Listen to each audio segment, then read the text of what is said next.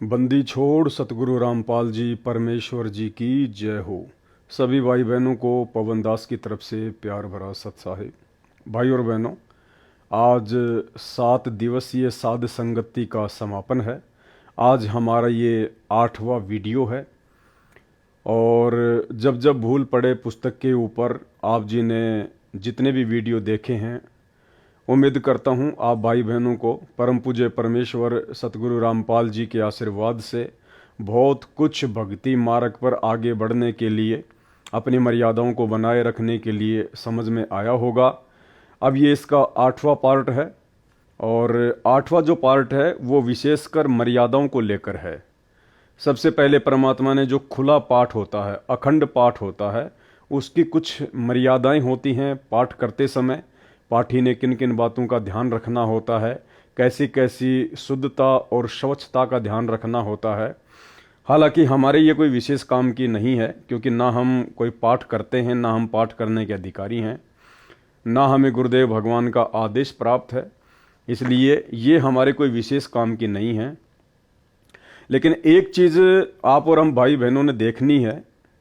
देखो, पाठ किया जाता है आदरणीय गरीबदास जी महाराज जी की वाणियों का, और भाई और बहनों, उसी आदरणीय गरीबदास जी महाराज जी की वाणियों से, सदग्रंथ साहिब से चुन चुन कर वाणियाँ सतगुरु रामपाल जी परमेश्वर जी ने आप और हमें तीनों समय की आरती के लिए एक नित्य नियम पुस्तक बना कर दी हैं।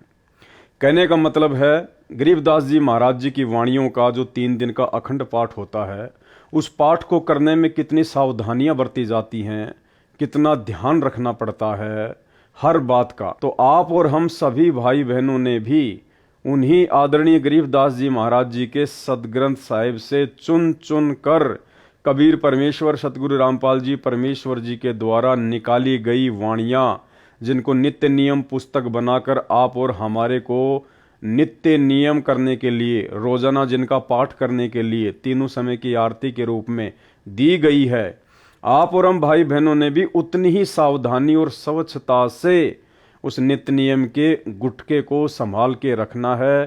तीनों समय की आरती करते समय, उनका पाठ करते समय सावधानियां रखनी है, क्योंकि हम 13वें पंथ के पंथी हैं। परम पूज्य परमेश्वर सतगुरु रामपाल जी परमेश्वर जी के शिष्य और उनकी शिष्याएं हैं। आप और हमारे लिए वास्तव में यदि कोई ओरिजिनल सदग्रंथ साहिब है, तो पूज्य गुरुदेव जी के द्वारा तीनों समय की आरतियों का जो गुटका दिया गया है, जो छोटी सी भक्ति बोध पुस्तिका दी गई है, वो हमारे लिए वास्तव में सदग्रंथ साहिब है। यानी हमने कितनी सावधानी रखनी है, कितना महत्व देना है उस 3 समय की आरती के गुटके को और तीनों समय की आरतियों को। तो कुछ कुछ पॉइंट हम लेंगे इससे। खुले तथा अखंड पाठ की मर्यादा, गुरुदेव जी का आदेश, तो ये आप और हमारे लिए विशेष नहीं है, इसलिए हम केवल उसी बात को लेंगे जो हमारे लिए विशेष हो। इसमें 11 नंबर का पॉइंट है, जिसमें परमात्मा ने आदेश दिया है कि पाठी को सामान्य विधि से पाठ पढ़ना है। हनुमान चालीसा की तरह राग रूप में या अन्य बोली की लय में रामायण की तरह बिल्कुल नहीं पढ़ना है। जबकि आप और हम सभी भाई बहन अच्छे से जानते हैं कि सतगुरुदेव भगवान की आवाज़ में आदरणीय गरीबदास जी महाराज जी की वाणियाँ जो 50 घंटे की हैं, जो आप सभी भाई बहनों के घरों में पाठ रूप में चल रही हैं, और सतलोक आश्रम मैनेजमेंट हरियाणा के द्वारा गुरुदेव भगवान की आवाज़ में उन आश्रमों में पाठ शुरू करने से पहले जो भगत अपने मुंह से बोलकर पाठ किया करते थे 3 दिन का, तो आप और हमें अच्छे से पता है कि किस प्रकार से वो लय में गाया करते थे, राग में गाया करते थे, भजन की तरह उसका पाठ किया करते थे। वाणियाँ उन भक्तों की यूट्यूब पर बहुत ज़्यादा शेयर की जाती थी। तो अंतर्यामी परमात्मा ने देखा कि इनको तो पाठ करना भी ढंग से नहीं आता है, इसलिए परमात्मा ने 11 नंबर पॉइंट में उनको निर्देशित किया कि पाठी को सामान्य विधि से पाठ करना है, यानी नॉर्मल तरीके से उसको पढ़ना है, किसी भजन की तरह या लय में या हनुमान चालीसा की तरह या रामायण की तरह नहीं पढ़ना है। पाठी को सामान्य विधि से पाठ पढ़ना है, हनुमान चालीसा की तरह राग रूप में या अन्य बोली की लय में रामायण की तरह बिल्कुल भी नहीं पढ़ना है। और भी बहुत सारे पॉइंट हैं। पाठ जो भी करेगा उसके लिए क्या नियम है, जो माई बहन बेटी बिंदी लगाकर आती है वे पाठ पढ़ सकती हैं। काजल या अन्य श्रृंगार व चमकीले कपड़ों वाली, बालों को डाई करने वाले, लिपस्टिक लगाकर माई बहन बेटी या भगत पाठ पर नहीं बैठना है। यानी परमात्मा ने बिल्कुल निर्देशित कर दिया है इस अखंड पाठ के माध्यम से। आप और हम भाई बहनों को शिक्षा केवल ये लेनी है 17 नंबर पॉइंट से कि अब हम सत्सेवक जो तीनों समय का पाठ करते हैं अपने घर पर, नित्य नियम, असुर निकंदन रमेणी और संध्या आरती, तो भाई और बहनों आपका वो तीनों समय का नित्य पाठ, वो तीनों समय की आरतियां उसी समय परमात्मा के चरणों में समर्पित होंगी। उसी समय आपकी तीनों समय की पाठ की वाणियां सही मानी जाएंगी जब आप इन नियमों का पालन करेंगे। यानी सतगुरु रामपाल जी भगवान के भगत बनने के बाद में यदि आप भक्ति बोध पुस्तक को हाथ में लेके पाठ करते हैं तो ध्यान रखना, एक तो आपने काजल बिल्कुल भी नहीं लगाना है।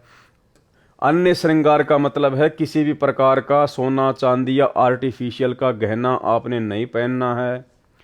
चमकीले कपड़े बिल्कुल भी नहीं पहनने हैं। बालों को डाई बिल्कुल भी नहीं करना है। लिपस्टिक लगाकर माई बहन बेटी या भगत पाठ पर नहीं बैठ सकते। तो ये कुछ नियम बता दिए परमात्मा ने।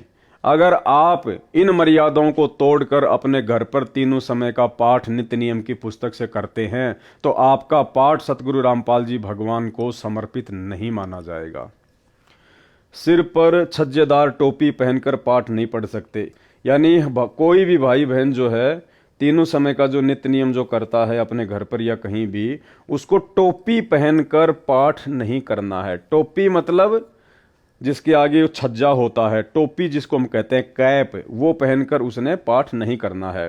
केवल सामान्य टोपा या टोपी पहनकर पाठ पढ़ सकते हैं। जिस प्रकार से हम सत्सेवक भाई बहन सफेद कलर का एक कपड़ा अपने सिर पर बांधकर तीनों समय का पाठ करते हैं, तो परमात्मा कहते हैं कि आप जी इस प्रकार से केवल सामान्य टोपा या टोपी पहनकर पाठ पढ़ सकते हैं। रुमाला पहनना आवश्यक नहीं है। आगे देखिए, चवर सेवा 24 घंटे करना अनिवार्य नहीं है, कभी भी बंद कर सकते हैं जब वो पाठ किया जाए। और जो डाई करना नहीं त्याग सकते, जो अपने बालों में डाई करना नहीं त्याग सकते, उनको पाठ पर बैठने व चवर सेवा करने की कोई आज्ञा नहीं है। तो ध्यान रखना है हम सत्सेवक भाई बहनों ने, अपने बालों में डाई हमने बिल्कुल भी नहीं लगानी है, वरना आपका जो पाठ आपके घर पर चलता है वाणियां परमात्मा की, वो आपको संपूर्ण लाभ नहीं देंगी। कुछ बहनें या माताएं श्रृंगार लिपस्टिक लगाकर या काजल लगाकर आती हैं, उनको पाठ पर न बैठने दें। ये आदेश हैं गुरुदेव भगवान के। कुछ बहनें या माताएं श्रृंगार यानी सोने चांदी वगैरह पहन के आना, लिपस्टिक लगाना या काजल लगाकर आती हैं, उनको पाठ पर न बैठने दें, चवर सेवा भी न करने दें। ऐसी पाप आत्माओं को आश्रम में भी ना आने दो। नोट कर लो, ये सख्त आदेश है गुरुदेव के सतलोक आश्रम मैनेजमेंट हरियाणा को कि आश्रमों में जो पाठ चलता है उस पाठ में ऐसी पाप आत्माओं को तो एंट्री भी नहीं होनी चाहिए। लेकिन उसके बावजूद भी आपको सब पता है 90% हार श्रृंगार करने वाली माता बहनें ही सतलोक आश्रम मैनेजमेंट हरियाणा में उनके भंडारों में जाती हैं। इन लोगों को गुरुदेव भगवान के आदेश से कोई लेना देना नहीं है, इनको केवल ज्योति और पाठ का पैसा चाहिए। तो हम सत्सेवक भाई बहनों ने इस 25 नंबर के पॉइंट को आधार बनाकर अपने गुरुदेव के आदेश की पालना करनी है। हम सत्सेवक भाई बहनों ने ना कि 3 समय का पाठ करते समय, बल्कि अब हमने कभी भी अपने जीवन में इस प्रकार का आडंबर नहीं करना है। ना ये हार श्रृंगार करना है, ना कोई सोना चांदी पहनना है, ना लिपस्टिक लगाना है, ना काजल लगाना है। हमने किसी भी प्रकार का कोई भी आडंबर, जिस आडंबर से गुरुदेव भगवान बहुत नाराज होते हैं और उनके सख्त आदेश हैं, हमने अपने जीवन में इन आडंबरों को कोई जगह नहीं देनी है। तभी हमारा तीनों समय का पाठ जो है गुरुदेव भगवान के चरणों में समर्पित होगा। सतनाम प्राप्त को रोकना है। यदि आगे से ऐसा न करने का आश्वासन दे तो श्रृंगार उतार कर तथा काजल साफ करके आने दो। सारनाम प्राप्त को बिल्कुल कंसेशन नहीं है। सारनाम प्राप्त यदि सोना चांदी पहनेगा, हार श्रृंगार करेगा, काजल वगैरह लगाएगा, डाई लगाएगा, चमकीले भड़कीले कपड़े पहनेगा, तो परमात्मा कहते हैं उनको कोई छूट नहीं है, कोई कंसेशन नहीं है जिसको सारनाम प्राप्त है। काजल व श्रृंगार वाली तो चाहे कोई भी मंत्र प्राप्त है, पाठ पर नहीं बैठने देना है। तो हम सत्सेवकों ने भी ध्यान रखना है, कोई आडंबर हमने अपने घर पर नहीं करने हैं। भक्तजनों को निर्देश। अखंड पाठ में नियमों का पालन संबंधी जानकारी। यह अखंड पाठ हमारे भी कोई विशेष कोई काम का नहीं है। ये पाठ के दौरान सबसे अहम नियम, यानी सतलोक आश्रमों में जो पाठ प्रकाश होता है 3 दिन का, उसमें परमात्मा क्या कह रहे हैं? पाठ के दौरान सबसे अहम नियम, सबसे मुख्य नियम क्या है? नज़र नेक रखें, यानी आपको गंदी नज़र नहीं रखनी है। किसी भी माता बहन के ऊपर कोई गंदी नज़र नहीं रखनी है। मन में कोई दोष वगैरह नहीं होना चाहिए। नीयत साफ रखें, मन में दोष द्वेष न रखें, पक्षपात ना करें, परमात्मा से डरें, बहन बेटी माई को बुरी नज़र से न देखें, पाप को मन में जगह न दें। जबकि भाई और बहनों, ये सारे अवगुण सतलोक आश्रम मैनेजमेंट हरियाणा वालों में जो लोग पाठ प्रकाश पर बैठते हैं उनमें कूट कूट कर भरे हैं, कूट कूट कर। तो आपका पाठ करवाना उन आश्रमों में कितना लाभदायक है, कितना आपको पुण्य मिलेगा, ये आप जी भली भांति परमात्मा के द्वारा बताए गए इस नियम से समझ सकते हैं। पाठ के दौरान सबसे अहम नियम, तो आप और हमने, जो हम सत्सेवक हैं, हम जो अपने घर पर पाठ करते हैं तीनों समय का, नित्य नियम, असुर निकंदन रमैणी और संध्या आरती, तो परमात्मा कहते हैं पाठ के दौरान सबसे अहम नियम, नज़र नेक रखें, नीयत साफ रखें, मन में दोष द्वेष न रखें, पक्षपात न करें, परमात्मा से डरें, बहन बेटी माई को बुरी नज़र से न देखें, पाप को मन में जगह ना दें।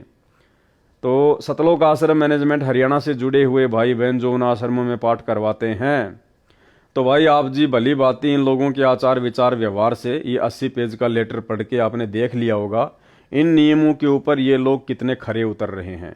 तो आपका पाठ बिल्कुल भी आपको वो लाभ नहीं देगा जो लाभ आदरणीय गरीबदास जी महाराज जी की वाणियों से आपको मिलना चाहिए। जो सेवादार व पाठी इन नियमों को खंड करेगा, उसके द्वारा किया गया पाठ लाभ के स्थान पर हानि करेगा, उसे भी कष्ट उठाना पड़ेगा, पाठ करने वाले को भी कष्ट उठाना पड़ेगा, और जो पाठ करवा रहा है उसको भी लाभ की जगह क्या मिलेगा? हानि करेगा उसको, हानि। और यही कारण है पाठ करवाते करवाते, ज्योति करवाते करवाते भी सतलोक आश्रम मैनेजमेंट हरियाणा वाले परमात्मा से दूर होते जा रहे हैं। और भी कुछ इसके नियम हैं। उसके बाद ये भक्ति मर्यादाओं को लेकर परमात्मा ने यहाँ पे कुछ बातें लिखी हुई हैं, और परमात्मा यही चाहते हैं कि मर्यादाओं में भगत रहना सीख जाए, भगत मर्यादाओं को निभाना शुरू कर दे, क्योंकि मर्यादाओं के बिना भक्ति हमारी जो है फल ही नहीं सकती, हमारी भक्ति सफल हो ही नहीं सकती। गुरुदेव भगवान कहते हैं कि भक्ति चाहे थोड़ी कर लो, लेकिन मर्यादा आपने पूर्ण निभानी पड़ेगी। तो कुछ नियम है ये सतनाम प्राप्ति के बाद में जो परमात्मा ने हमें बताए हैं। तो एक बार हम सभी भगत भाई बहन नियमों को रिपीट करेंगे, क्योंकि ये लास्ट का पार्ट चल रहा है, इसमें विशेषकर नियमों को लेकर ही परमात्मा ने जानकारी दी है। नोट: सत्यनाम प्राप्ति के लिए तथा प्राप्त करने के बाद आवश्यक नियम, जिनमें से एक भी नियम खंड नहीं करना। यदि निम्न नियमों का पालन नहीं कर सकते तो सत्यनाम ना लें। स्पष्ट कर दिया गुरुदेव ने, यदि आप इन तमाम नियमों का पालन नहीं कर सकते हैं तो आप जी सतनाम ना लें। उपदेश प्राप्त पुण्य आत्माएं परमात्मा के मार्ग पर चलती हैं, वह परमात्मा प्राप्ति के लिए यात्रा प्रारंभ करती हैं। यात्री बहुत ही कम सामान लेकर यात्रा करता है, अधिक भार उठाकर यात्रा करना संभव नहीं होता। जो सांसारिक परंपराएं हैं वे व्यर्थ का भार हैं, जो भक्ति मार्ग में यात्रा में बाधक हैं। इसलिए इस भार से मुक्त होने के लिए निम्न नियमों का पालन करना अनिवार्य है। सबसे पहला नियम क्या बताया परमात्मा ने? किसी के पैर नहीं छूने और न ही दूसरे को छूने देना है। यदि अचानक या मना करने पर भी कोई पैर छू लेता है तो उस स्थिति में नाम खंड नहीं होता। आपने किसी को बद्दुआ या आशीर्वाद नहीं देना है, न ही इच्छा करके किसी से आशीर्वाद लेना है। कोई आपके सिर पर आशीर्वाद के लिए हाथ रखे तो आपने मना करना है, फिर भी कोई हाथ रख देता है तो आपका उपदेश सुरक्षित है। यानी आपने जानबूझकर किसी से आशीर्वाद नहीं लेना है, अपने सिर पर हाथ नहीं रखवाना है। यदि फिर भी कोई जबरदस्ती रख देता है और आपके यदि अंदर से ऐसी कोई इच्छा नहीं है कि ये मुझे कोई आशीर्वाद दे, तो परमात्मा कहते हैं ऐसी स्थिति में फिर आपका नाम खंड नहीं होता है। परंतु आपने आशीर्वाद व बद्दुआ बिल्कुल नहीं देनी है, क्योंकि आशीर्वाद देने से आपकी भक्ति कमाई नष्ट हो जाती है। जैसे एक पहिए की ट्यूब से दूसरे पहिए की ट्यूब में हवा डालने से आपकी गाड़ी खड़ी हो जाएगी, आपको हानि हो जाएगी। एक उपदेशी बहन ने अपने अनुपदेशी भाई को स्वस्थ होने का आशीर्वाद दे दिया। भाई तो स्वस्थ हो गया, परंतु बहन इतनी अस्वस्थ हुई कि 1 महीना अस्पताल में रही। पुनः उपदेश लिया, अपनी गलती की समायाचना करने पर ही वह स्वस्थ हो पाई। इसलिए सर्व से प्रार्थना है कि यह गलती ना करें। इसी प्रकार अन्य नियमों के खंड करने से आपकी राम नाम की गाड़ी में पंचर हो जाएगा, वह भी रुक जाएगी, अर्थात आप जी को हानि होगी। पूर्व समय में सती प्रथा एक परंपरा थी। जिस किसी का पति मर जाता था तो उसकी स्त्री को भी उसी मृत पति के साथ जिंदा जलाया जाता था, जो एक महाजालिम कर्म था। उस समय के मानव समाज ने उस कुरीति को मजबूरन मानना पड़ता था। किसी महापुरुष ने संघर्ष करके उस सती प्रथा को बंद कराया। समाज के रूढ़िवादी व्यक्तियों ने बहुत विरोध भी किया, परंतु प्रयत्न सफल हुआ, तो आज सर्व बहनें सुखी हैं। इसी प्रकार ये सर्व परंपराएं जानो जो मानव समाज पर भार हैं, इनको समाप्त करने से ही भार मुक्त हो सकेंगे तथा भक्ति मार्ग पर आसानी से चल सकेंगे। दूसरा नियम है, टीवी, कंप्यूटर तथा मोबाइल में फिल्म, सीरियल, मैच, कार्टून देखना तथा मोबाइल में वीडियो गेम आदि नहीं खेलना है। यानी किसी भी प्रकार का कोई गेम, कोई मैच, कोई कार्टून, कोई फिल्म, कोई धारावाहिक, कोई सीरियल हम भगत भाई बहनों ने विशेषकर सतनाम प्राप्त करने के बाद गुरुदेव का विशेष आदेश है कि आपने ये गलती भूलकर भी नहीं करनी है। जो भाई बहन साथ संगति से जुड़ चुके हैं, भले उन्होंने संकल्प नाम दीक्षा ही ली है, उनके लिए तो सारे के सारे नियम लागू हैं। हमने किसी प्रकार की कोई भी कोताही नहीं बरतनी है, भले आपने संकल्प ही लिया है, भले आपको प्रथम नाम ही है, ठीक है। तो परमेश्वर कह रहे हैं कि हमने टीवी, कंप्यूटर तथा मोबाइल में फिल्म, सीरियल, मैच, कार्टून देखना तथा मोबाइल में वीडियो गेम आदि नहीं खेलना है। अब बताइए, इन आश्रमों में लोगों को नाम दीक्षा दिलाई जाती है, लोगों को सारे नियम समझाए जाते हैं। अब वो भगत भाई बहन जो उपदेश प्राप्त कर रहे हैं, जो सतनाम प्राप्त कर रहे हैं, वो कैसे इन नियमों का पालन करेंगे? जब नाम दीक्षा दिलाने वाले गुरुदेव के कलयुगी परिवार वाले, सतलोक आश्रम मैनेजमेंट हरियाणा वाले, जो स्वयं दुनिया के लिए बैडमिंटन का स्टेडियम बना के दे दिए, धनाना गांव वालों के लिए 50 लाख रुपए की लागत से बैडमिंटन का स्टेडियम बना दिया गया है। खुद गुरुजी का लड़का कबड्डी के मैच की टीम को 31,000 रुपए दे रहा है। तो बताइए भाई और बहनों, उन्हीं सतलोक आश्रम मैनेजमेंट वालों से उपदेश प्राप्त करने वाले भाई बहन आखिर कैसे गुरुदेव भगवान के इन नियमों का पालन करेंगे? लेकिन इन नियमों का पालन भाई और बहनों आप और हम सत्सेवकों ने विशेष तौर पर करना है, यदि भक्ति मार्ग पर सफल होना है तो। नंबर 3, किसी को दान बिना सिला कपड़ा, सीधा आदि नहीं देना है। देखो क्या कह रहे हैं परमात्मा, किसी को दान बिना सिला कपड़ा, सीधा नहीं देना है। सीधा का मतलब क्या होता है? सीधा का मतलब होता है आटा, चावल, दाल, चीनी, नमक, चाय पत्ती, साबुन, इसको कहते हैं सीधा सामान देना। जबकि आपने इसी पुस्तक में पीछे पढ़ा कि जब 2020 में कोरोना आया, उस समय मेरे विशेष सेवादारों ने, सतलोक आश्रम मैनेजमेंट हरियाणा वालों ने गांव-गांव में जाकर आटा, दाल, चीनी, चावल, साबुन, तेल, चाय पत्ती ये बांटा। तो भाई ये परमात्मा का नियम है, 3 नंबर नियम है कि जब हमें सतनाम प्राप्त हो जाता है तो हमने किसी भी भगत को सीधा सामान नहीं देना है, बिल्कुल भी बिना सिला हुआ कपड़ा भी किसी को दान में नहीं देना है, किसी को पहनने के लिए नहीं देना है। यदि किसी को आवश्यकता है तो आप जी अपने पहने हुए कपड़े उसको दे सकते हैं, आपने बिना सिले हुए तो कपड़े भी किसी को नहीं देने, अन्यथा वो उसको बेचकर उसके पैसे का दुरुपयोग कर सकता है। इतनी सावधानी हमने बरतनी है। तो परमेश्वर का स्पष्ट आदेश है, किसी को दान बिना सिला कपड़ा नहीं देना है, सीधा आदि नहीं देना है। सीधा आदि मतलब आपने किसी को भी खाने पीने का जो कच्चा सामान है वो नहीं देना है। भाई फिर वो परमात्मा 2020 में हिसार जेल से आदेश देके कोरोना काल में कैसे अपनी ही मर्यादा तुड़वा कर, अपने ही वचन को तुड़वा कर दुनिया वालों के लिए आटा, दाल, चावल, चीनी, साबुन, तेल ये वितरित करवाएगा। तो ये सारा का सारा मनमाना आचरण था सतलोक आश्रम मैनेजमेंट हरियाणा का। किसी को दान, बिना सिला कपड़ा, सीधा आदि नहीं देना है, नहीं किसी धार्मिक स्थल, मंदिर, मंडी के लिए पैसे देने हैं, नहीं उनके किसी भंडारे में जाना है।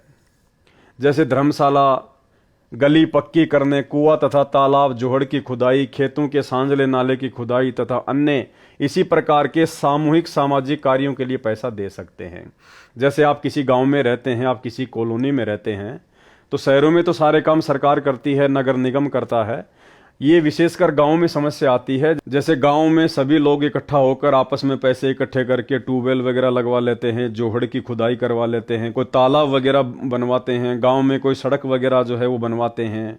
तो परमात्मा कहते हैं अगर कोई सामाजिक काम है, सामाजिक काम का मतलब आप जिस गांव में रहते हैं, आप जिस कॉलोनी में रहते हैं, और यदि वहां पर सभी लोग मिलकर और अपनी सुविधा के लिए यदि इस प्रकार का कोई कार्य करवाते हैं जिनसे हमारी मर्यादा ना टूटती हो, तो ऐसे में हम सहयोग कर सकते हैं।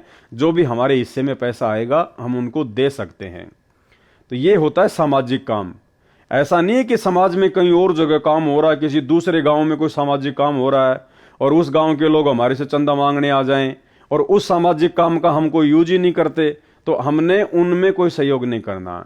जिस कॉलोनी में, जिस गांव में हम रह रहे हैं और वहां के लोग यदि आपस में मिलकर सांझला कोई काम करते हैं, गांव वाले, जो पूरे गांव के काम आता है, जिसको हम भी यूज करते हैं, कोई नलका, कोई ट्यूबवेल, कोई पशुओं के पानी पिलाने के लिए तालाब वगैरह, जोहड़ वगैरह, और जैसे गांव में कोई ट्यूबवेल लगवाया, उसकी मोटर वगैरह जल गई, सभी लोग आपस में पैसा इकट्ठा करके नई ट्यूबवेल लेके आते हैं। तो ऐसी चीजों में हम सहयोग दे सकते हैं, ना कि किसी दूसरे गांव में हो रहे सामाजिक काम में सहयोग करना है, बिल्कुल भी नहीं। नंबर 4, माथे पर तिलक न लगाना है और न ही लगवाना है, भात में पटड़े पर नहीं चढ़ना है, गले में माला नहीं डलवानी है और न ही डालनी है, और न ही किसी की झोली में पैसे डालने या लेने हैं। यदि दोनों पक्ष उपदेशी हैं तो विवाह केवल असुर निकंदन रमैणी करके साधारण विधि से करना है तथा भात परंपरा को समाप्त करना है। कोई त्योहार, जागरण, मुंडन, धार्मिक अनुष्ठान, जन्मदिन, छठी आदि नहीं मनाना है, न ही उसमें जाना व सहयोग करना है। स्पष्ट आदेश है परमात्मा के, ध्यान रखना। कोई भी त्योहार नहीं मनाना, किसी भी प्रकार के जागरण में नहीं जाना, हमने कोई मुंडन वगैरह नहीं करवाना, जैसे कोई मर जाता है या जैसे बच्चे का मुंडन करवाते हैं। धार्मिक अनुष्ठान चाहे किसी भी देवी देवता का, किसी भी रिश्तेदारी में क्यों ना हो, आड़ोस पड़ोस में क्यों ना हो, बिल्कुल भी सहयोग नहीं करना। जन्मदिन चाहे पड़ोस में क्यों ना हो, बिल्कुल नहीं जाना। चाहे घर में किसी काका, ताऊ, चाचा के बच्चे का जन्मदिन क्यों ना हो, हमने उस दिन स्पेशली उन लोगों के खाना नहीं खाना है, उसकी जन्मदिन पार्टी में नहीं जाना है, बिल्कुल भी। छठी, जैसे कोई बच्चा वगैरह हो जाता है, गांव वाले मिलके ताश वगैरह खेलते हैं, हमने वो भी नहीं मनानी है, आदि नहीं मनाना है, न ही उसमें जाना व सहयोग करना है। ध्यान रखना इन बातों का। नंबर 6, किसी को दुआ या बद्दुआ नहीं देनी है। नंबर 7, किसी को good morning, good afternoon, good evening, good night आदि शब्द नहीं बोलने हैं। यदि कोई बोलता है तो उसे समय अनुसार केवल morning morning, evening evening, afternoon व नाइट नाइट 2-2 बार बोल सकते हैं। यानी हमने किसी भी आदमी को सुबह के समय गुड मॉर्निंग नहीं बोलना है। यदि सामने वाला गुड मॉर्निंग बोलता है तो हमने भी उनको गुड मॉर्निंग नहीं बोलना है। Number 8, happy birthday, happy new year तथा गुड बाय आदि शब्द नहीं बोलने हैं। यदि कोई आपसे बोलता है तो उसे धन्यवाद या थैंक यू बोल दें। क्या बोलो? धन्यवाद या थैंक यू। नंबर 9, सिखों को छोड़कर संत बाबा रूप में दाढ़ी ना हो। इसके ऊपर दास विशेष तौर पर वीडियो बना चुका है। इसमें परमात्मा का स्पष्ट आदेश है कि सिखों को छोड़कर, सिख कौन? जिन लोगों ने संत रामपाल जी से दीक्षा नहीं ले रखी है, उन सिखों को छोड़कर यदि सिख समाज का कोई भी व्यक्ति संत रामपाल जी से उपदेश लेता है तो संत या बाबा रूप में, यानी भगत रूप में या अन्य किसी बाबा रूप में उसने दाढ़ी नहीं रखनी है, ना सिर पर बाल रखने हैं, ना उसने पगड़ी वगड़ी पहननी है। यानी सिख समाज की जो परंपराएं हैं, यदि आप संत रामपाल जी से उपदेश ले रहे हैं तो आपने उन समस्त परंपराओं को, सिख समाज की परंपराओं को त्यागना है। नंबर 10, बहनों ने नेल पॉलिश और लिपस्टिक नहीं लगाना है। नंबर 11, परफ्यूम तथा सेंट आदि नहीं लगाना है, यानी किसी भी प्रकार का हमने ये फालतू के चौचले वगैरह नहीं करने हैं। अपने आप को बिल्कुल सिंपल तरीके से रखना है। 12, विवाहित बहनें केवल सिंदूर या बिंदी में से एक चीज लगा सकती हैं। नंबर 13, किसी अनुपदेशी का जूठा नहीं खाना है, यदि अनजान में खाया है तो समा होता है, भविष्य में ध्यान रखें। नंबर 14, हाथों पर मेहंदी नहीं लगानी है, किसी बीमारी के कारण लगा सकते हैं। हाथों में मेहंदी लगाने से नाम खंड होता है। सिर बालों में रंग काली मेहंदी या डाई नहीं लगानी है। यदि आपको कोई प्रॉब्लम है, कोई दिक्कत है, डॉक्टर यदि आपको सर में मेहंदी लगाने की सलाह देता है ठंड के लिए, तो आप जी ठंड के लिए लगा सकती हैं। बाकी सफ़ेद बालों को काला करने के लिए या युवा दिखाई देने के लिए बिल्कुल भी हमने डाई का या मेहंदी का प्रयोग नहीं करना है। कहने का मतलब है साधु सोई जो सीधा चाल है, हमने किसी भी प्रकार का कोई आडंबर नहीं करना है। नंबर 15, शादी में जाते हैं तो पैसे, सगुन, वार फेरी, मुंह दिखाई पर पैसे नहीं देने हैं, यानी जो आडंबर लोग करते हैं वो हमने बिल्कुल भी नहीं करने हैं। विदाई के समय घर में नारियल नहीं फोड़ना है। कन्या विदाई के समय गाड़ी पर पानी डालना या सगुन के लिए धक्का लगाना अर्थात सगुन करना मना है। यानी जो भी आडंबर होते हैं परंपरागत शादी विवाह में, हमने बिल्कुल ध्यान भी नहीं देना उनकी तरफ, ना कोई सहयोग करना है। नंबर 16, किसी को किसी भी अवसर पर गिफ्ट देना मना है, यानी हमने कोई गिफ्ट वगैरह नहीं देना है। अगर कोई गिफ्ट दे तो कोशिश करनी है ना लो। अगर कोई पीछे से रख जाए या डाक या कोरियर द्वारा भेजे तो उसको रख लें। उनके उपलक्ष्य में कुछ रुपए दान आश्रम में कर दें। जब आपके गुरु आश्रम में हो उस समय कुछ रुपए, भाई क्या गिफ्ट लेके आया है, कितने रुपए का होगा, उसके उपलक्ष्य में कुछ रुपए आप जी अपने गुरु जी के हाथों में आश्रम में दान कर दें जब आपके गुरु आश्रम में हो। नंबर 17, परिवार में किसी की भी शादी हो तो परिवार के अन्य सदस्यों के लिए कपड़े आदि नहीं देने व नहीं लेने हैं, यानी हमने बिल्कुल भी लेन देन नहीं करना है, ना कपड़े का ना और किसी चीज का। कन्यादान रूप में कपड़े गहने आदि नहीं देने हैं। रुपए भी इस उपलक्ष्य में देने हैं कि आपने वहां खाना खाया है, और बहन के घर जाते हैं तो इसी उद्देश्य से पैसे दे सकते हैं कि आपने वहां खाना खाया है या चाय आदि पी है। ये ध्यान रखें, यदि अधिक दान दे दिया तो आपकी बहन पर आपका ऋण न हो जाए तथा संस्कार ना जुड़ जाए, क्योंकि हम संस्कारवश यहाँ कालजाल में रह जाते हैं। यदि आप पैसा देना चाहें और बहन न लेवे तो दोनों ही भार मुक्त हो जाते हैं। यदि बहन बुआजी आदि उपदेशी हैं तो उनको चाहिए कि वह पैसा, रुपया, कपड़ा, आभूषण कदापि ना ले। प्यार से कहे कि आपने कह दिया, हमने मान लिया, ऐसे शिष्टाचार से मना करना है। 19 नंबर, स्कूल में गायत्री मंत्र बोलते समय ओम शब्द नहीं बोलना है, क्योंकि जिसे गायत्री मंत्र कहते हैं यह यजुर्वेद के अध्याय 36 का मंत्र 3 है। मूल पाठ में ओम मंत्र नहीं है। जो गायत्री मंत्र बोला जाता है ओम भूर्भुवस्सुवः, तो गुरुदेव कह रहे हैं कि शुरुआत में उसमें ओम मंत्र नहीं है, वो यजुर्वेद अध्याय 36 का मंत्र 3 है। मूल पाठ में ओम मंत्र नहीं है। वेद परमात्मा की अनूठी देन है, इसमें वृद्धि या कटौती करना परमात्मा का अपमान है। लाभ के स्थान पर हानि ही होती है, इसलिए इस मंत्र के साथ ओम नहीं बोलना है। यजुर्वेद के अध्याय 36 मंत्र 3 अर्थात कथित गायत्री मंत्र मात्र परमात्मा की महिमा का एक मंत्र है। इसे पढ़ने से परमात्मा के गुणों का ज्ञान होता है। जैसे बिजली की महिमा कहीं लिखी हो तो उसको कविता बनाकर गाते रहने से बिजली के गुणों का ज्ञान तो हो जाता है, परंतु बिजली का लाभ नहीं मिल सकता। लाभ तो बिजली का कनेक्शन लेने से ही मिलेगा। इसी प्रकार यजुर्वेद अध्याय 36 मंत्र 3 जिसको गायत्री मंत्र बताकर जाप करने को कहते हैं वह व्यर्थ है, क्योंकि यह मंत्र तो परमात्मा की महिमा का ज्ञान कराता है, परमेश्वर के गुणों अर्थात लाभ को बताता है। वह लाभ अधिकारी संत से सत्यनाम व सारनाम की दीक्षा प्राप्त करके अर्थात कनेक्शन लेकर ही प्राप्त हो सकते हैं। यजुर्वेद अध्याय 36 मंत्र 3 अर्थात गायत्री मंत्र की आवृत्ति करने से नहीं, फिर भी कोई अज्ञानी व्यक्ति विद्यार्थियों को विवश करे तो ओम शब्द का उच्चारण न करें। स्कूल में यदि आपके बच्चों को गायत्री मंत्र बोलने के लिए विवश किया जाता है तो अपने बच्चों को बता दें कि बेटा शुरू में ओम मत बोलना, बाकी आगे का मंत्र बोल लिया कर। गायत्री मंत्र का भूर्भुवस्सुवः से ही उच्चारण प्रारंभ करें। ओम एक अक्षर को न लगाएं। अध्यापकों को चाहिए कि यजुर्वेद अध्याय 36 मंत्र 3 की अपेक्षा संत गरीबदास जी महाराज जी की वाणी से मंगलाचरण विद्यार्थियों से बुलवाएं। गायत्री मंत्र से कई गुना लाभ होता है, परंतु सतनाम तथा सारनाम बिना सब व्यर्थ है। नंबर 20, मुर्दे के अंतिम संस्कार में लकड़ी डाल सकते हैं, कंधे पर या अन्य साधन द्वारा शव को ले जा सकते हैं। 21, मुर्दे पर एक से अधिक कफन नहीं डालना है। यदि आपसे पहले किसी ने कफन डाल रखा है तो आपने कफन नहीं डालना है, क्योंकि कफन केवल एक ही होता है। अगर पहले कफन डाल रखा है फिर किसी ने एक से अधिक ज्यादा कफन डाला है तो नाम खंड होता है। नंबर 22, शादी में खाना खा सकते हैं, ये मानकर पैसे दे सकते हैं कि आपने यहाँ भोजन खाया है। नंबर 23, यदि दोनों पक्ष उपदेशी हैं तो पीलिया देना, छुचक देना बंद करना है। एक पक्ष अनुपदेशी है तो केवल 2-2 जोड़ी कपड़े केवल जच्चा व बच्चे को देने हैं।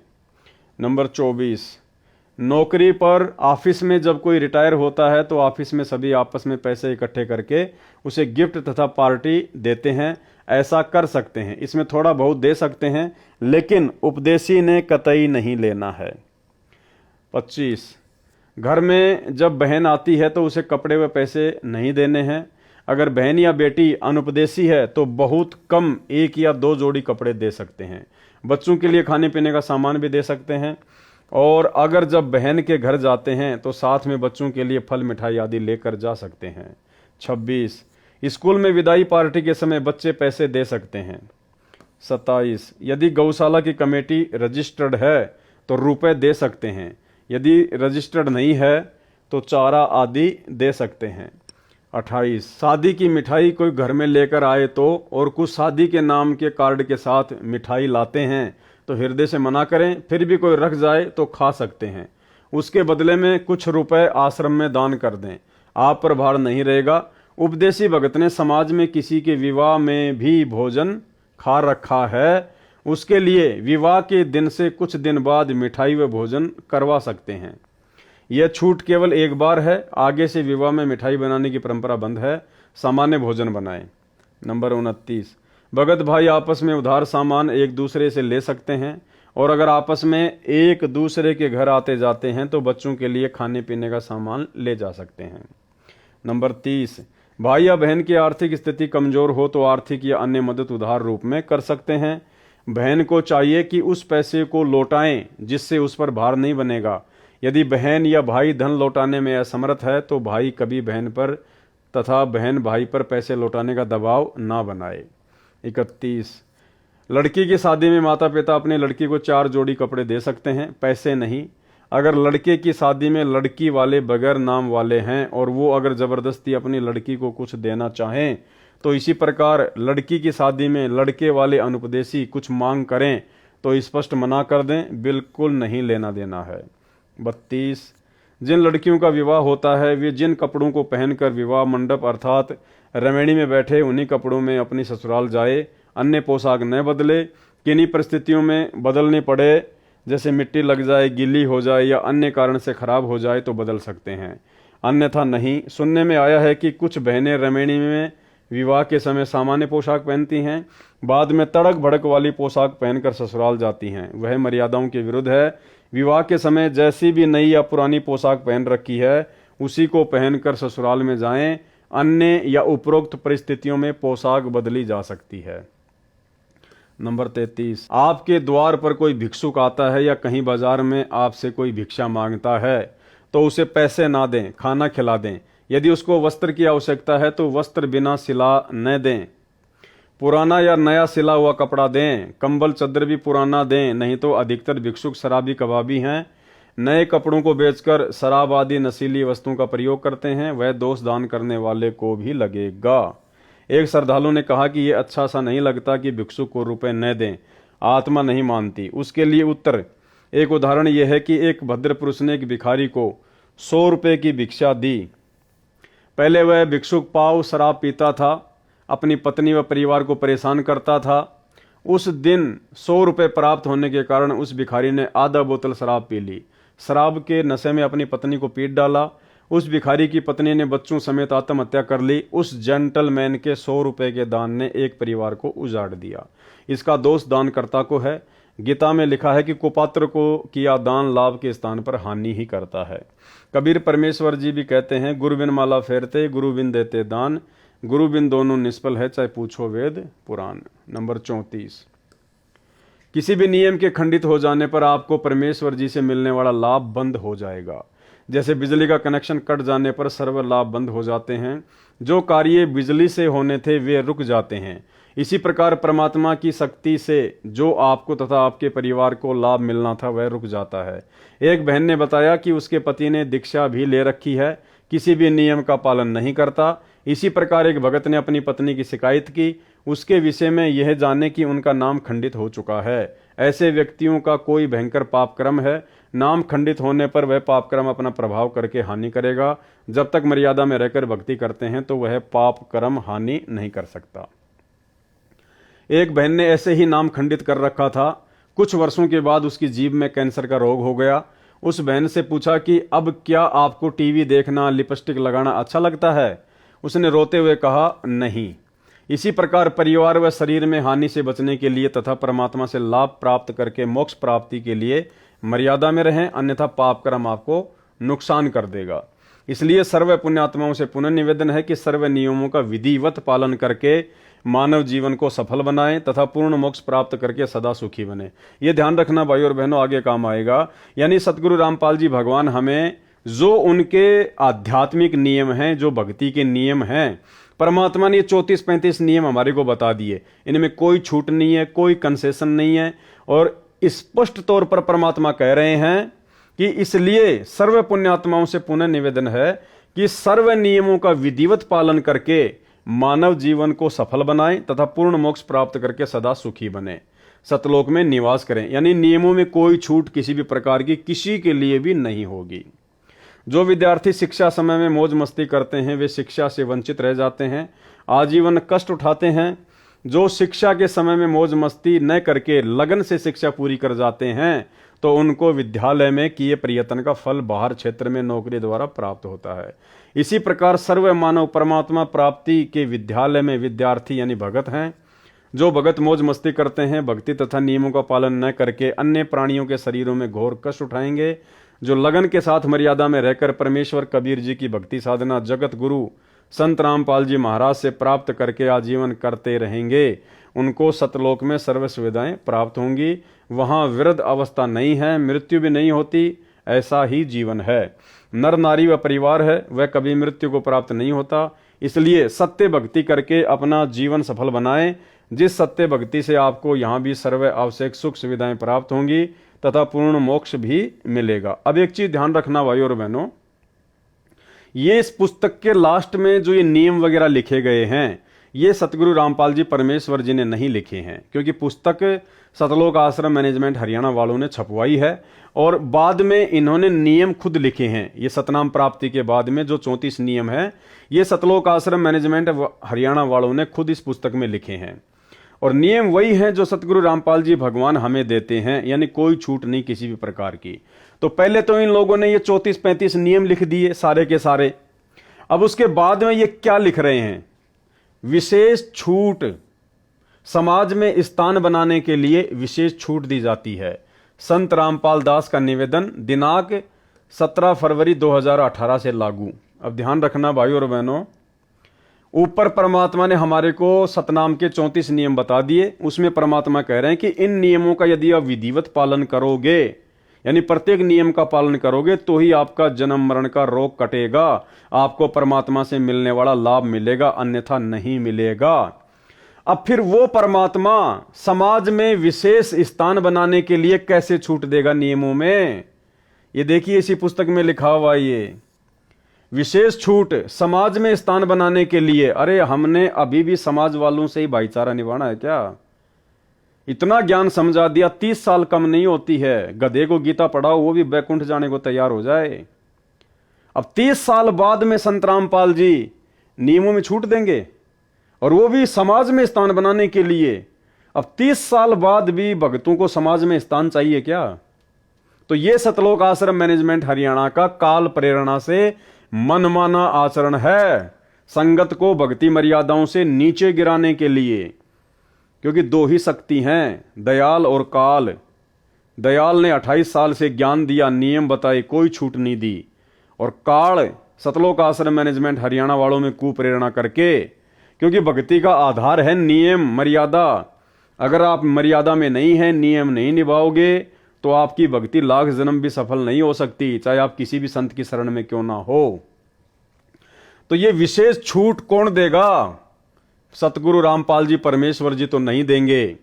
ना कभी हमने उनके 28 वर्षों के सत्संगों में कभी सुना कि बच्चों आपको थोड़ी बहुत मैं छूट दे रहा हूं नियमों में, आपको समाज में स्थान बनाने के लिए, अपने रिश्तेदारियों में स्थान बनाने के लिए मैं आपको छूट दे रहा हूं। पहले भक्ति सौदागर पुस्तक चलती थी ज्ञान गंगा से पहले, तो एक सत्संग में परमात्मा ने कहा कि भाई हमने इस भक्ति सौदागर पुस्तक के शुरू में सारे नियम लिख दिए हैं, अगर इस आश्रम की तरफ मुंह करो तो पहले नियम पढ़ के आना, अगर ये नियम निभा सको तो नाम दीक्षा लेना आके, नहीं तो अपने घर बैठे रहना।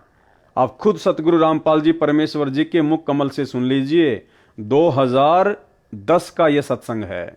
कहते नकबे सर नकबा बनी पैर थी हार हमेल, 1-1 लाख के गहने पहरा करती, आज वो सुंदरी से कुतिया बनी देख साहिब के खेल। तो पुण्यात्मा, ये इन बातों से डर लगना चाहिए। इन बातों से डर लगने लगेगा, मालिक में रुचि बनेगी और भजन करने को दिल करेगा। और ये लोग दिखावा जो ड्रामा है, नाचा कूदी, ये बकवाद मन में आवे को नहीं, ये कहने की आवश्यकता नहीं पड़ा। दास ने कैसा मत करियो, हाँ कहना तो पड़ता है एक बार बालक को, कुछ दिनों के बाद फिर आपकी रुचि ना बढ़े। इतना तो इस दास को विश्वास हो गया है कि परमात्मा के बच्चे भगवान को पहचानने लग गए, क्योंकि अब शिक्षित समाज है। आपको नाम दिया जाता है, नाम देने से पहले सब नियमों से परिचित कराया जाता है। और हमने ये पुस्तक बनाई है भक्ति सौदागर को संदेश, इसके प्रथम अध्याय में ही हमने नियमों का पूरा विस्तार से विवरण दिया है कि कोई भी पुण्यात्मा इस आश्रम की तरफ आएगा तो पहले तैयार होकर आवे। पहले क्या होता था कि भक्तजन समझाते थे, नाम ले लो तुम्हारा कल्याण हो जाएगा, बड़े सुख होते हैं, यहाँ आ जाते थे उपदेश लेने, और यहाँ आकर के हम फिर उनको लिस्ट दिखाते थे, ये नियम निभाने हैं, तो भाग जाते थे कि नहीं हमारा भी ये नियम नहीं निभा, क्योंकि वो उल्टे रंग में रंगे हुए वो सारे। तो अब उनको पहले ये लिख कर दे दिए कि तुम तैयार होकर आ जाना, तुम्हारा मन मानने तो आना, क्योंकि कल्याण होगा इस मर्यादा में रहने से। तो अब ये दास देख रहा है कि अब कितना डर लगता है बहन बेटी भाइयों को, बच्चों को। अब वो कहीं, क्योंकि समाज हमारा जो है, सारा का सारा समाज काल प्रेरित है, उन्हीं क्रियाओं को कर रहा है जो ना करने वाली होती हैं। और हमारा भक्त एक घर में एक व्यक्ति ने नाम ले लिया और 5-6 व्यक्ति वो सारे शास्त्र विरुद्ध साधक हैं, तो उनके साथ संघर्ष बनता है बेचारे का जा करके। फिर भी वो इतना दृढ़ है, डरता है, आकर पूछता है जी मेरे पे ऐसी गलती होगी, मेरा नाम तो खंडनीय हो गया, आगे से नहीं करूँगा। तो कहने का भाव ये है कि पहचानने लग गए तुम परमात्मा को और संघर्ष करना सीख गए, आप सफल होगे, देख लेना एक दिन।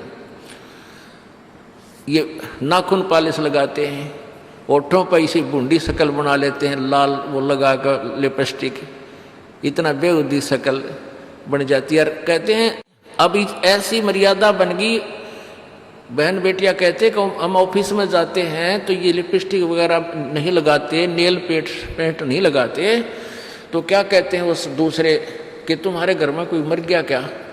अरे थारा गजब भैया, ये बकवाद करने तो सारे जी जाओगे तुम, अकल खत्म होगी। यानी एक मर्यादा बन गई, जो ऐसे उल्टे काम ना करे उसने हे समझन लागे।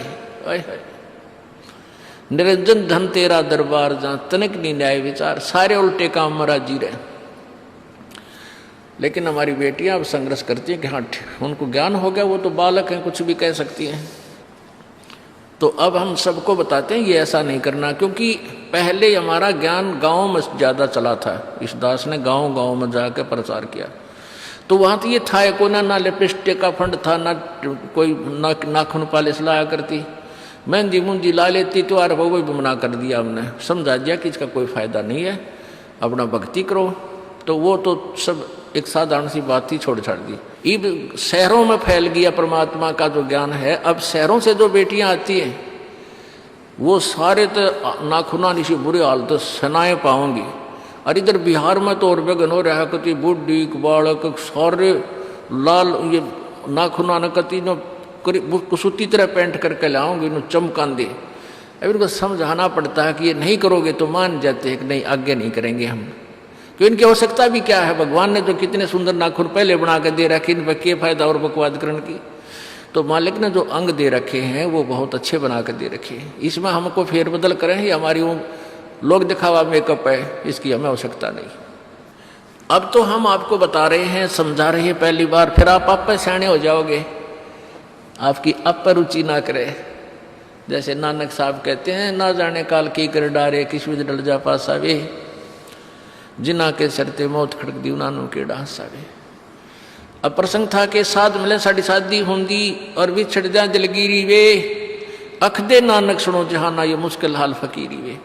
अब बताओ भाइयों और बहनों, इस वीडियो को सुनने के बाद में क्या आप ये यकीन करेंगे कि ये विशेष छूट समाज में स्थान बनाने के लिए सतगुरु रामपाल जी परमेश्वर जी ने दी होगी, जिस परमेश्वर ने 2010 में ही कह दिया था कि अगर इन नियमों को निभा सको तो नाम दीक्षा लेने के लिए आना, इस आश्रम की तरफ मुंह करना। तो फिर कैसे आज वो परमात्मा समाज में स्थान बनाने के लिए हमें छूट देगा? भाड़ में जाओ ये समाज। मीराबाई ने क्या कहा था, भाई कोई गुंडी को चाहे भूंडी कहो मेरी सुरत राम में लागी। लोक लाज मर्याद जगत की तिनकियों जो तोड़ बगावे, जब कोई राम भगत गति पावे। और परमात्मा कहते हैं लोक लाज ना कीजिए, निर्भय हो रहिए, जय मन चावे राम को तो दासा तन धरिए। तो फिर वो परमात्मा कैसे समाज में स्थान बनाने के लिए छूट देगा? और कौन है वो मंद बुद्धि भगत, कौन है वो महाअज्ञानी भगत जिसको समाज में विशेष स्थान की चाहत है? तो ये सारा का सारा काल का षड्यंत्र है। सतगुरु रामपाल जी भगवान की इन्होंने यहां पर मोहर लगा दी, जबकि गुरुदेव भगवान ने तो इस पुस्तक के 71 पेज पर ही अपना संदेशा समाप्त कर दिया, लास्ट में 2 लेटर लिख के सतलोक आश्रम मैनेजमेंट हरियाणा वालों के लिए। उसके बाद में सारे नियम वगैरह सतलोक आश्रम वालों ने खुद लिखे हैं। तो ये हमारे पूज्य गुरुदेव सतगुरु रामपाल जी परमात्मा का आदेश बिल्कुल भी नहीं हो सकता। हमारे परमात्मा ने कभी भी अपने नियमों में किसी को कोई छूट नहीं दी है। जब परमात्मा ने भक्ति की शुरुआत में किसी को छूट नहीं दी तो आज तो 28 साल हो गए, कैसे छूट देगा परमात्मा?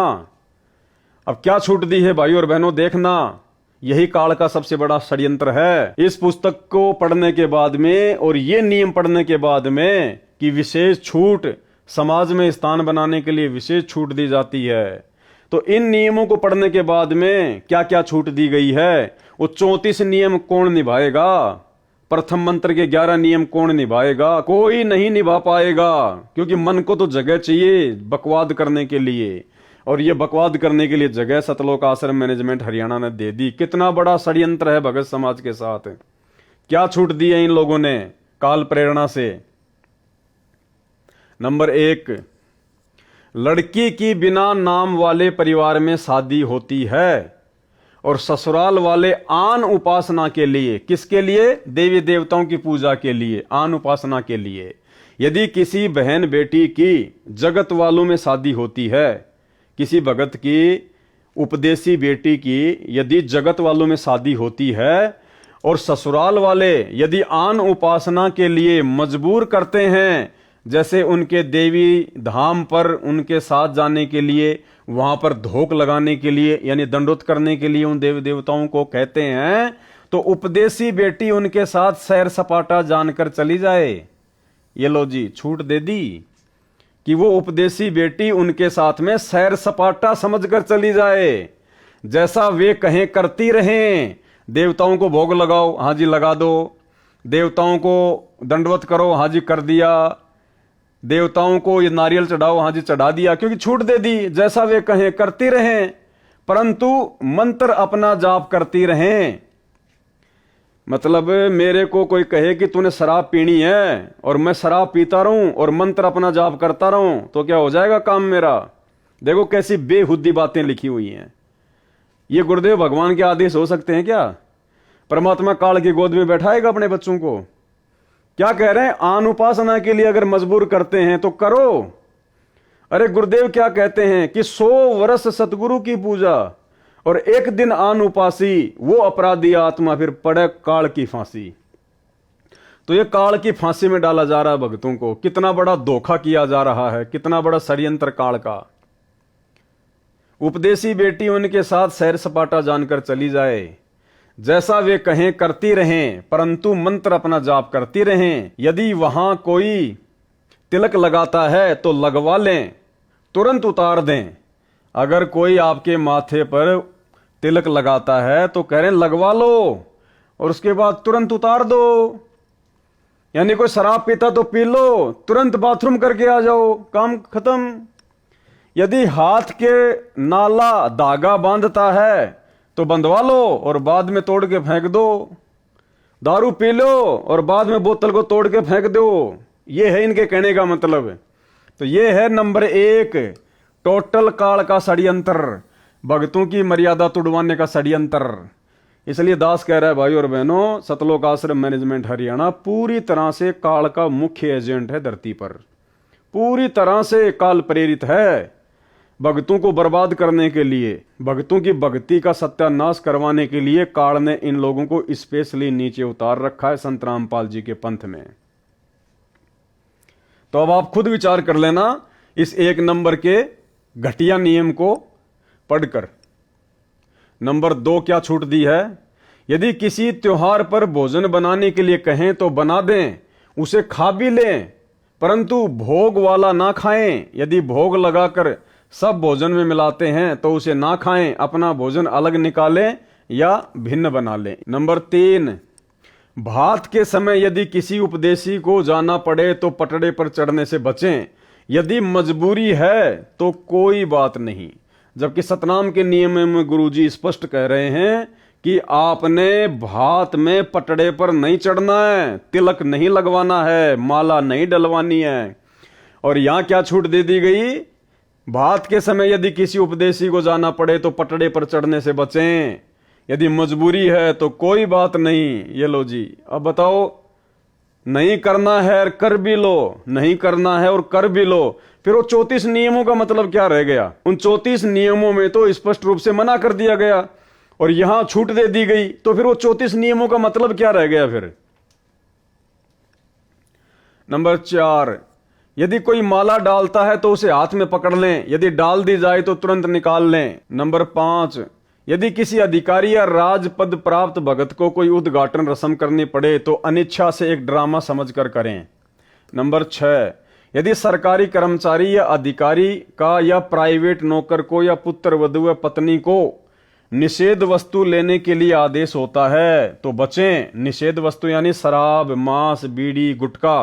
किन किन को? यदि सरकारी कर्मचारी, कोई सरकारी नौकरी करता हो, कोई चपड़ासी हो, कोई बाबू हो या कोई और कोई नौकर हो, अधिकारी का या प्राइवेट नौकर को या पुत्र वधू या पत्नी को निषेध वस्तु लेने के लिए आदेश होता है तो बचें। यदि मजबूरी है तो ला सकता है। देखो, अगर आपके घर में आपका ससुर अनुपदेशी है और आप उसकी जो है पुत्र वधू हैं और आपका ससुर या आपका जो पति है वो शराबी है, वो आपको अगर शराब लाने के लिए कहे, आपका बाप अनुपदेशी आपको कहे कि बेटा जा दारू की बोतल लेके आ, नहीं तो घर में नहीं रहने दूंगा, तो क्या कह रहे हैं सतलोक आश्रम मैनेजमेंट हरियाणा वाले? यदि मजबूरी हो तो ला सकता है, जैसे शराब, सिगरेट लाने, मांस बनाने, फौज में या होटल में या कहीं नौकर को व विवाहित बहनों को सास ससुर पति आदि आदेश दें तो मजबूरी मानकर दुखी मन से परमात्मा से क्षमा मांग कर करें। भाई मर्यादा रैंक आ गई। आप जहां नौकरी कर रहे हैं वो भी शराब ला के दे सकते हैं, बीड़ी ला के दे सकते हैं, मांस बना के दे सकते हैं। आपके घर में आपका पति, आपका ससुर अनुपदेशी है, आपको मांस बनाने के लिए कहता है बना दो, शराब लाने के लिए कहता है ला दो, उसका पैक बनाने के लिए कहता तो उसका पैक बना दो, गुटखा बीड़ी लाने के लिए गए तो ला दो। अरे फिर मर्यादा रह कहां गई भाई? क्या मतलब फिर भक्ति का? फिर क्यों नियम दिए संत रामपाल जी ने? क्यों इतना वो प्रयत्न कर रहे हैं 30 साल से? अगर ये सारे कुकर्म करने हैं तो फिर नियम देने की जरूरत क्या पड़ गई थी गुरुजी को?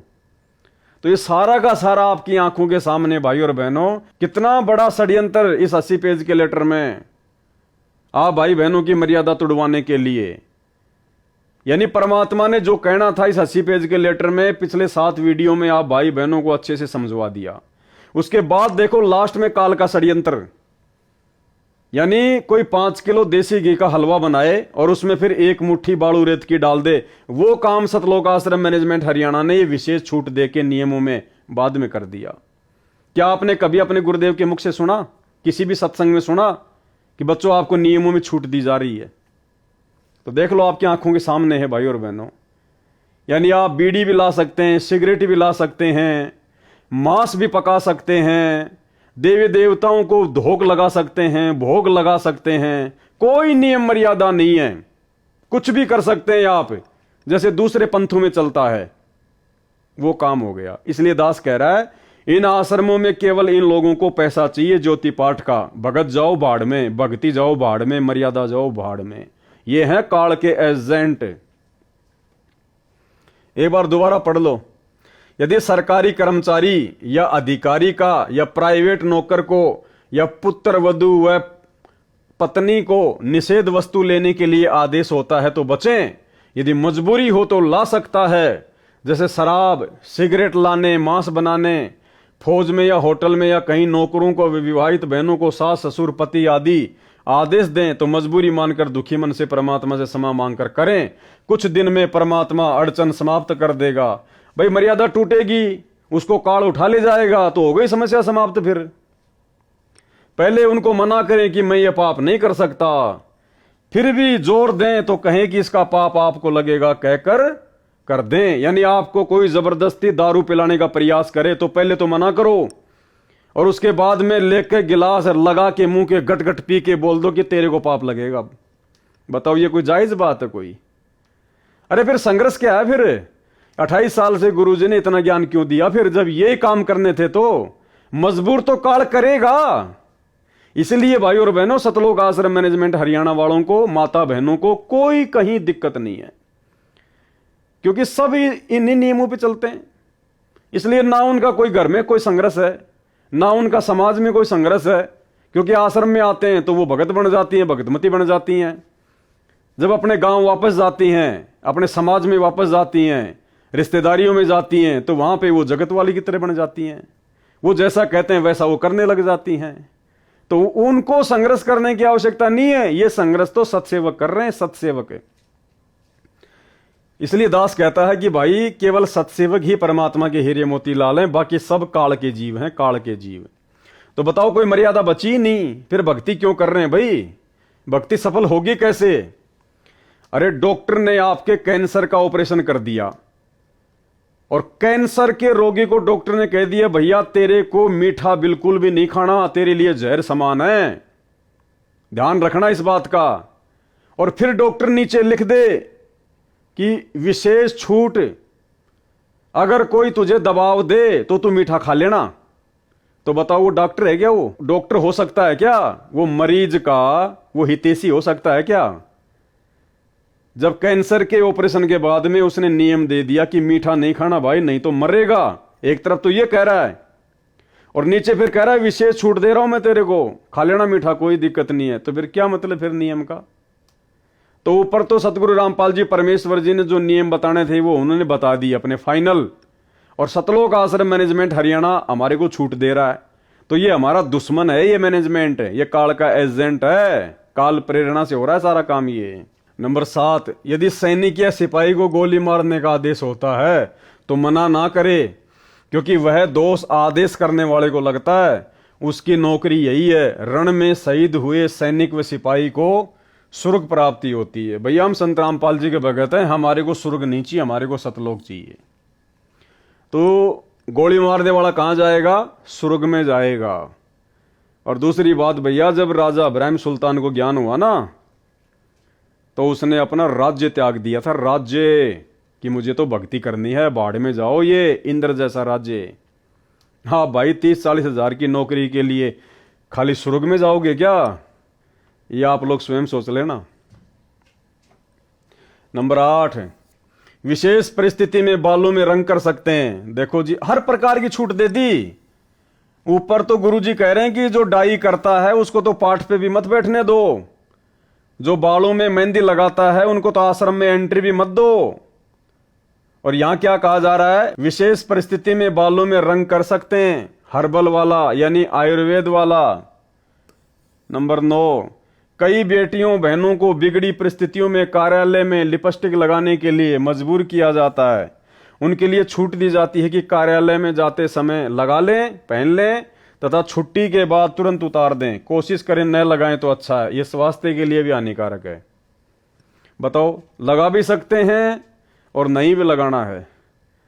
और ये ऑफिस में कार्यालयों में काम करने वाली बहन बेटियों के लिए जो उपदेशी हैं, उसी सत्संग में सतगुरु रामपाल जी भगवान ने कह रखा है कि हमारी बेटियां संघर्ष करती हैं।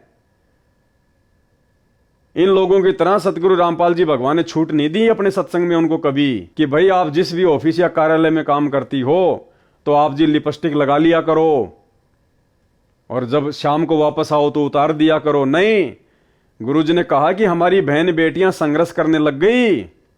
उनको पता नहीं तरह तरह की बातें बोली जाती हैं, लेकिन वो किसी की बात पे ध्यान नहीं देती। गुरुजी ने कभी छूट नहीं दी। ये नाखून पालिश लगाते हैं, ओठों पर इसी बूंदी शक्ल बना लेते हैं, लाल वो लगा कर लिपस्टिक, इतना बेहुदी शक्ल बन जाती है। कहते हैं अब ऐसी मर्यादा बन गई, बहन बेटियां कहते हैं कि हम ऑफिस में जाते हैं तो ये लिपस्टिक वगैरह नहीं लगाते, नेल पेंट नहीं लगाते, तो क्या कहते हैं उस दूसरे कि तुम्हारे घर में कोई मर गया क्या? अरे थारा गजब भैया, ये बकवाद करने तो सारे जी जाओगे तुम, अकल खत्म होगी। यानी एक मर्यादा बन गई, जो ऐसे उल्टे काम ना करे उसने हे समझन लागे। निरंजन धन तेरा दरबार जहां तनिक नहीं न्याय विचार, सारे उल्टे काम महाराज जी रहे। लेकिन हमारी बेटियां अब संघर्ष करती हैं कि हाँ उनको ज्ञान हो गया, वो तो बालक हैं, कुछ भी कह सकती हैं। तो भाइयों और बहनों, ये छूट कौन दे रहा है? काल प्रेरणा। यही तो है खेल सारा का सारा यहां पे, दयाल का और काल का। तो समझो भाइयों और बहनों इस पूरे के पूरे काल चक्कर को। देखो, परमात्मा ने कोई कसर नहीं छोड़ी हमारे को 30 साल से अनमोल भक्ति ज्ञान देने में। आज जेल में बैठ के भी परमात्मा हर पल हमारे को मर्यादाओं का ही पाठ पढ़ा रहा है। बार बार हिसार जेल से जो विशेष संदेश आ रहे हैं, परमात्मा मर्यादाओं को लेकर ही हमारे को सख्त कर रहा है कि बच्चों, अगर मर्यादा नहीं है तो चाहे आपको सार नाम मिल जाए, चाहे सार शब्द मिल जाए, चाहे प्रथम नाम मिल जाए, आपकी भक्ति कभी सफल हो ही नहीं सकती। और मर्यादाओं में कोई कंसेशन नहीं है, कोई छूट नहीं है। तो ये छूट कौन दे रहा है? सतलोक आश्रम मैनेजमेंट हरियाणा। तो सतलोक आश्रम मैनेजमेंट हरियाणा आपका दोस्त है, आपका दुश्मन है? तो भाई और बहनों, विचार कर लेना, बाद में यह मौका नहीं मिलेगा। थोड़ा सा समय बचा है आप और हमारे पास में भगत बनने का। बाद में सर पर हाथ रख के रोओगे, कुछ भी हाथ नहीं लगेगा। ये वर्तमान में इतना संघर्ष परमात्मा जो अपने दासों को निमित्त बनाकर करवा रहे हैं, भाई अगर समझदार हो तो विचार कर लेना, बाद में कुछ हाथ नहीं लगेगा। तो अब ज़्यादा मैं कुछ कहूँगा नहीं, क्योंकि जो भी कुछ आप लोगों ने इस 80 पेज के लेटर में देखा, सुना, पढ़ा, समझदार को तो वही पर्याप्त है। बाकी मूर्खों के आगे कितना ही चिल्लाते रहो, कितना ही भौंकते रहो। जो अपने गुरुदेव भगवान के 30 साल के इतने सत्संग करने के बाद भी, उनके इतने प्रयत्नों के बाद भी नहीं समझे और उसी सतलोक आश्रम मैनेजमेंट हरियाणा रूपी गंदगी में सड़ रहे हैं, वो भाई मुझ पवन दास के ज़्यादा उपदेश देने से क्या समझेंगे? तो जो समझदार थे वो तो समझ चुके हैं, क्योंकि परमात्मा कहते हैं ज्ञान का और गाम का तो चमका सा ही होता है, बाकी भैंस के आगे कितनी बीन बजा लो कोई असर नहीं पड़ना है। तो हम सत्सेवक भाई बहनों ने सतर्क हो जाना चाहिए हर प्रकार से। आप लोगों के मन में किसी भी प्रकार की कोई शंका, कोई डाउट नहीं होना चाहिए कि वास्तव में साध संगतियां परमात्मा का विशेष मिशन है। साध संगतियों से जुड़े रहकर और पूर्णतया मर्यादा में रहकर भक्ति करने से ही हम गुरुदेव के दिल में विशेष जगह बना पाएंगे, सतलोक के लिए अधिकारी बन पाएंगे। अन्यथा इस प्रकार की ड्रामेबाजी, नियमों में छूट, दुनिया भर की अड़ंगेबाजी जो 2014 के बाद सतलोक आश्रम मैनेजमेंट हरियाणा स्वयं भी करता है और संगत से भी करवा रहा है, भाई इस प्रकार की बकवादों से परमात्मा नहीं मिलेगा, असंख्य जन्म नहीं मिल सकता। तो आज की वीडियो में केवल इतना ही। 80 पेज का लेटर कंप्लीट हुआ। परमात्मा जी का विशेष तौर पर हम धन्यवाद करेंगे कि परमेश्वर ने हम सबको धैर्य दिया, सद्बुद्धि दी परमात्मा ने, जो उनके आशीर्वाद से ये 8 पार्ट कंप्लीट हो पाए। और आगे उम्मीद करेंगे, प्रार्थना करते हैं कि परमेश्वर हमें थोड़ी बहुत सेवा इसी प्रकार से ज्ञान आधार से एक दूसरे भगत भाई बहनों के साथ साथ संगति की देते रहें, ताकि हमारा विश्वास दृढ़ रहे और गुरुदेव भगवान के हिसार जेल से बाहर आने तक हम लोग भक्ति पर जीवित रह सकें। तो सभी भाई बहन सतगुरु रामपाल जी भगवान का धन्यवाद करें, सभी भाई बहन परमात्मा का जयकारा करें। बंदी छोड़ सतगुरु रामपाल जी परमेश्वर जी की जय हो।